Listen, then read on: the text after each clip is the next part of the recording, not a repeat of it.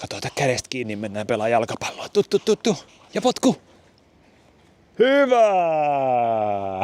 Vielä on matkaa maaliin.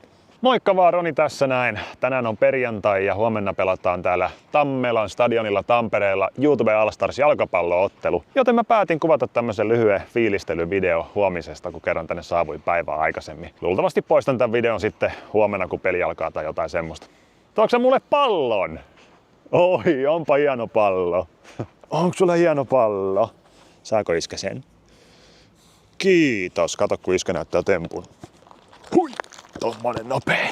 Hieno matsi on luvassa ja stadion alkaa täyttyä aika kivasti. Jonkin verran vielä on lippuja jäljellä, joten jos kiinnostaa tulla paikan päälle, niin videon tiedosta löytyy lippu.fihin linkki. Moni oli myös kysynyt, että pystyykö peliä seurata livenä, niin se onnistuu Solid Sportista, solidsport.com/Allstars. Siellä on Gillasta tutut Rapsu sekä Miko selostamassa. Rapsun piti pelaa, mutta sillä meni selkärikki, niin hän sitten mieluummin puhuu koko peli. About tuolla.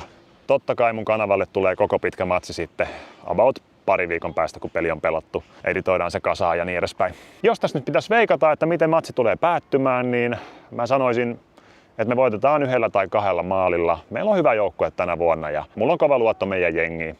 Onhan se kuitenkin kivempi lähteä takaisin Helsinkiin pokaalin kanssa kuin ilman. Iso kiitos kaikille teille, jotka olette tulossa paikan päälle. Ilman teitä ei tämmöisiä näin siistejä tapahtumia järjestettäisi. Ja mun mielestä tämmöiset on tosi tärkeitä, että näytetään kuinka vahva koko someyhteisö on, että me pystytään järjestämään näin siistejä juttuja.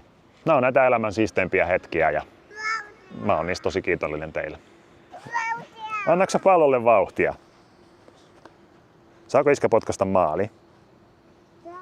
Saa, okei, no kato. Iskä huomenna tekee tälleen.